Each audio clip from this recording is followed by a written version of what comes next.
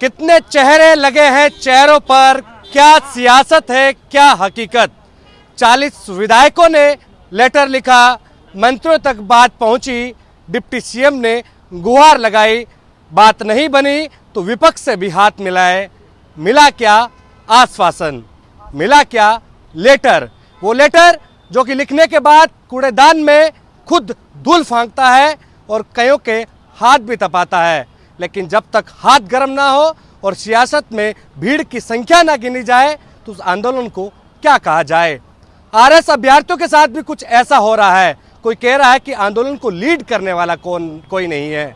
Lead करे कौन? नेता, क्योंकि यहाँ पर सियासत नहीं करनी है, इसलिए नेताओं को यहाँ पर नहीं आना दिया जा रहा। जो आ रहे हैं वो आरएस अभ्यर्थियों की पीड़ा देखते हुए उनको ढाढ़स बंधाने के लिए या फिर आश्वासन के लिए ही आ रहे हैं। कुछ अभ्यर्थी किरोड़ीलाल मीणा के आवास पर डेरा डाले हैं, कुछ हनुमान बेनीवाल से आस लगाए बैठे हैं। अंतिम क्षणों में ये कहीं ना कहीं आरएस अभ्यर्थी हैं, वो एग्जाम की सांसें गिन रहे हैं, लेकिन फिर भी वो दम नहीं टूट रही। देखिए तस्वीरें आपको सीधी उन लेटर्स की दिखाता हूं जो कि सरकार से जो प्राप्त सरकारी नुमाइंदे हैं उन्होंने आश्वासन दिया, और वो आश्वासन के तहत ही ये अभ्यर्थी है वो यहाँ पर बैठे आंदोलन करने पर रहे। उनको गुमराह करने के लिए बाकायदा मिठाई भी खिलाई और कहा गया आंदोलन तोड़ दो, आश्वासन अनशन खत्म कर दो, आश्वासन लेकर घर चले जाओ। अच्छा रहा घर नहीं गए, कम से कम मानसिक तनाव तो कम न कहीं सरकार पर रहे, और ये तनाव आपके ऊपर भी है। तनाव अब अंतिम क्षणों में देखा जाए या फिर आने वाले दिनों में एग्जाम यथावत रहेगा और ये तनाव आपको जिंदगी भर झेलना पड़ेगा। देखिए ये जो पीड़ा है ना परीक्षा से संबंधित, ये पीड़ा हम जीवन भर भूलने वाले नहीं हैं, और जब अगला चुनाव होगा तब भी इस पीड़ा को हम याद करेंगे। हमें पता है हमारे अंदर कितना दर्द छिपा हुआ है। आरएस मुख्य परीक्षा के लिए 1 महीने पहले हमको सत्ताधीश पार्टी के विधायकों द्वारा, मंत्रियों द्वारा, उप मुख्यमंत्रियों द्वारा लिखित में ज्ञापन दिया जाता है। लिखित में हमको एक पत्र पकड़ाया जाता है, जिस पत्र की कॉपी आप पीछे की तरफ देख सकते हैं, और पत्र में यह लिखा जाता है कि आपकी मुख्य परीक्षा की तिथि आगे बढ़ा दी जाएगी। आज से 3 दिवस पहले सत्ताधीश पार्टी के संगठन के प्रदेश अध्यक्ष हमसे यह कहते हैं कि आप निश्चिंत रहो, हमारे सामने माननीय मुख्यमंत्री महोदय को फोन करते हैं और दूरभाष पर उनके द्वारा हमें कहा जाता है कि 3.5 महीने का आपको समय दिया जा रहा है। महाराज यहाँ पर सरकारी नुमाइंदों की, विधायकों की, मंत्रियों की बात नहीं सुनी जा रही, आप पार्टी के प्रदेश अध्यक्ष की बात करते हो। कौन पूछता है उनको?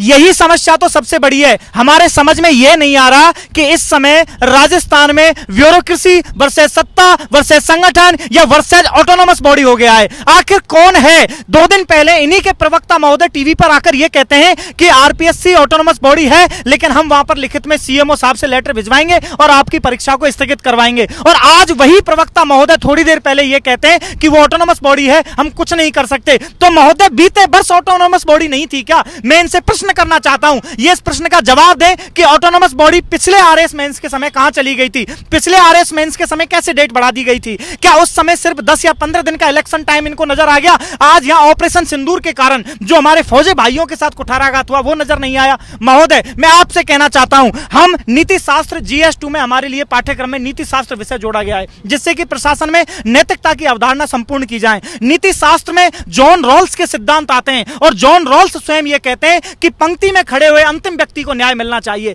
ये हमारे फौजी भाई जो ऑपरेशन सिंदूर के कारण छुट्टियां निरस्त कर गए थे, वो फौजी भाई पंक्ति में खड़े हुए अंतिम व्यक्ति हैं। क्या इनको न्याय नहीं मिलना चाहिए? क्या फेयर कंपटीशन की अवधारणा ऑटोनोमस बॉडी द्वारा नहीं दी जानी चाहिए? अभी भारतीय जनता पार्टी के प्रवक्ता महोदय कह रहे थे कि आरपीएससी ने कैलेंडर जारी कर दिया, कैलेंडर के अनुसार हम परीक्षाएं ले रहे हैं। तो आप कैलेंडर तो सही तरीके से जारी कीजिए ना। प्रीलिम्स का पेपर हो गया, तब आपका कैलेंडर आ रहा है, वो भी व्यवस्थित तरीके से नहीं आ रहा है। तो बताइए उस कैलेंडर की भूमिका क्या रही? मैं अभी भी यही कहना चाहूंगा कि आप राम राज्य की संकल्पना की जो आपने परिभाषा दी थी उसको आप साकार करें, और जल्द से जल्द आप तुरंत एक स्थगन लेटर है उसको तुरंत प्रेषित करें, जिससे कि हमारे भाई जो परेशान हो रहे हैं उनको न्याय मिले और उनके साथ कोई भी कुठाराघात ना हो, अन्याय ना हो।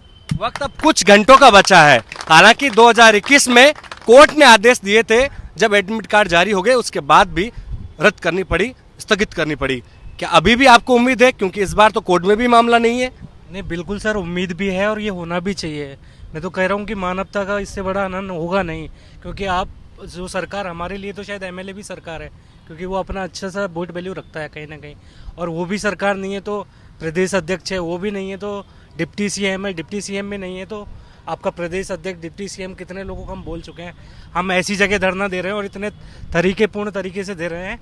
यहाँ से 1 किलोमीटर सचिवालय है और 1 किलोमीटर पे आपका विधानसभा है और हम यहाँ छात्र मंदिर में बैठे हुए हैं। किसी को हमारी तरफ से कोई दिक्कत नहीं हुई है। आपने या तो आश्वासन नहीं देना चाहिए था हमें, जो हम यहाँ आज तक नहीं बैठे होते, हम अपनी तैयारी कर रहे होते हैं। बाकी अगर आपने आश्वासन दिया तो अपनी बातों पे पूरा हो, हमारा यही कहना है।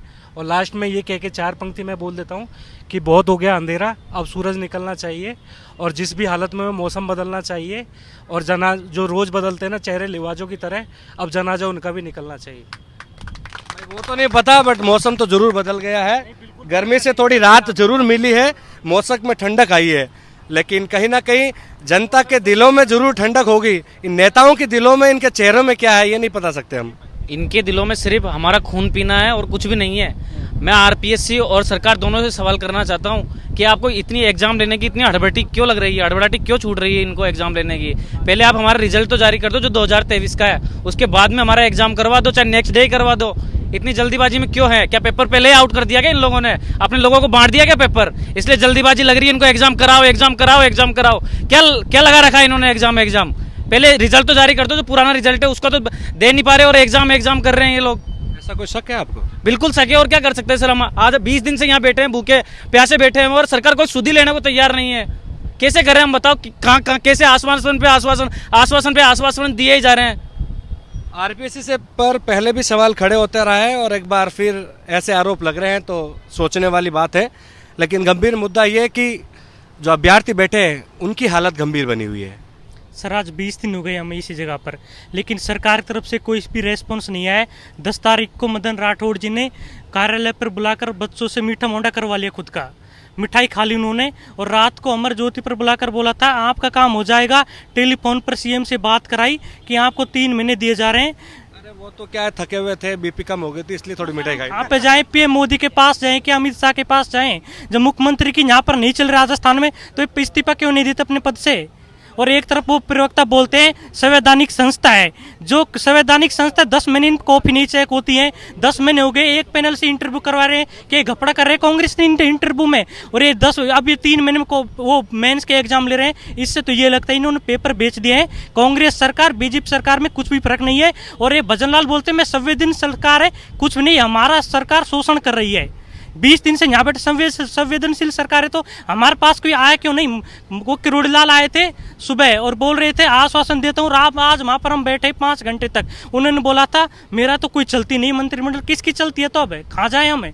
ट्रंप के पास जाए क्या अमेरिका में?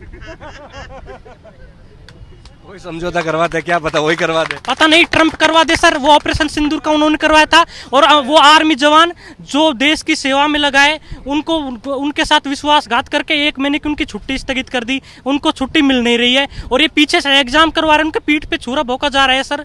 इससे बड़ा और क्या करेंगे सर? कल किरोड़ीलाल मीणा ने कहा था, छाती ठोक कर कहा था कि जब तक मैं हूं, लेकिन आज उनका बयान कुछ अलग सा आया। जो राम राखी राय, देखो ये बयान तो कब से सुन रहे हैं, 15 दिन से यही लगातार हमें आश्वासन दिया जा रहा है कि आपकी भर्ती पोस्टपोन हो रही है। तुम मिठाई भी खिला दी मदन जी राठौड़ ने, और हमें क्या है कि आश्वासन पे आश्वासन मिलते रह रहे हैं। पर देखो 10 महीने से अध्यक्ष का पद खाली है आरपीएससी का, और उसमें इतना वक्त लग रहा है, और हमारी परीक्षा में 3 महीने में नहीं दे सकती। ऐसी नाइंसाफ़ी हमें नहीं चाहिए, क्योंकि जो आरपीएससी का मेरे को लगता है सदस्य भी इसलिए चुना गया अध्यक्ष कि आगे हम घपलेबाजी कर सकें। ये क्योंकि ये सरकार की चाल है, क्योंकि आरपीएससी जो अभी अध्यक्ष चुना गया है शायद इसी वजह से जो 350 पोस्टें बढ़ाएगी इसी 363 733 के बाद। मेरे को लगता है सरकार ने पहले से ही इसका डिसाइड कर लिया कि हमें जो जो बंदे चाहिए उनका नाम आगे कर दिया गया है, जो भी प्री पास किए हैं, और वही लगेंगे। हम तो पहली बार जो हो चुके हैं, क्योंकि हम पेपर दे ही नहीं सकते। हम 20 दिन से लगातार पढ़ाई छोड़ के बैठे हैं। हमारा जो पीछे पड़ा हुआ था वो भी अब क्या है, साफ हो चुका है। तो हम मेरे दिल से यही दुआ निकल रही है, ये पार्टी सारे देश से ही ख़त्म हो जाए। दुआ निकल रही है, क्या निकल रही है? दुआ क्या निकल रही है, ये बद्दुआ निकल रही है। ये बीजेपी पार्टी पूरे देश से ही खत्म हो जाए। हाँ, चाय की टपरी खोलोगे फिर? मेरे दिल से यही बद्दुआ निकल रही है में बस। काम तो कर हाँ। रहे हैं, चाय की पटरी पे क्या ही करना होता है इससे ज्यादा। धूप चाय में की बैठे पटरी- 15 दिन से यहाँ भूखे बैठे हैं आदमी, इससे ज्यादा क्या पटरी चाहिए आदमी? बेच लेंगे चाय में, क्या बेचने में पड़ रही है ये बताओ? पूरे देश से ही खत्म हो जाए पार्टी। एक साल के अंदर पूरे देश से बीजेपी पार्टी की सत्यानाश हो जाए बस। मेरे दिल से यही दुआ निकल। क्या करें अब, सब कुछ तो कर लिया आप लोगों ने, हर तरह का आंदोलन कर लिया, बैठ गए, धूप में बैठ गए, अन्न पानी त्याग दिया, अब क्या कर रहे हैं? सर देखो, हमने 20 दिन से हम अनशन कर रहे हैं यहाँ पे। इनसे संवैधानिक तरीके से बिल्कुल एक लोकतांत्रिक तरीके से इनसे रिक्वेस्ट कर रहे हैं। हमें ये विश्वास था, मैं एक सैनिक हूँ, मुझे ये इतना विश्वास था, एक सैनिक जब सीमा पे लड़ता है ना, मैं आपको एक बिल्कुल अंदर की बात बता रहा हूँ, बिल्कुल दिल कि जब एक सैनिक सीमा पे लड़ता है ना, तो वो ये सोचता है, वो अपना घर परिवार सब कुछ भूल जाता है। उसको पता है मेरा देश मेरे पीछे, वो मेरे में कुछ हो गया तो वो उसको संभाल लेंगे। लेकिन यहाँ आके अब पता चल रहा है, मैं सचिवालय में गया, हर जगह गया, शायद आप देख लेना कोई भी ऐसी गली, कोई ऑफिस ऐसा नहीं होगा जिसमें इन्होंने पोस्टर ना लगा रखे हो। ये क्या है, कौन सा दिखावा कर रहे हो तुम? यहाँ पता चल रहा है, ये इस चीज़ में तो आपको सौते संज्ञान लेना चाहिए था, तब आपकी ये मजे की बात होती कि हाँ हमारी ये चीज़ है, इनके साथ अन्याय हो रहा है, इन सब के साथ ये हम फेयर एग्जाम करवाएंगे। लेकिन बिल्कुल ये इतने निर्लज है, मैं ये कह रहा हूँ बिल्कुल निर्लज है। इनको अगर थोड़ी बहुत भी हया शर्म है ना, तो इनको आप, इनकी अंतरात्मा है ना, अगर इनको थोड़ी बहुत कचोड़ती होगी, झकझोरती होगी, ये अपने घर परिवार के साथ भी बैठते होंगे या केवल नेता ही हैं? घर जाके उनके साथ, उनके बच्चों के साथ, नाती पोते हैं, उनके साथ क्या बात करते हैं? ये क्या बताते हैं उनको कि हमने आज उनको वहाँ अमर जवान ज्योति है, वो पावन जैसी जगह, उसके ऊपर छला है इनको, हम इनके साथ वो गलत करके आगे? ये है इनकी नैतिकता? क्या एक सैनिक कोई है या एक आम इंसान है उसी की बातें करोगे आप? वो नैतिकता रहे या फिर वो सीधा मूल्यों से परिपूर्ण हो? इनकी क्या हालत है?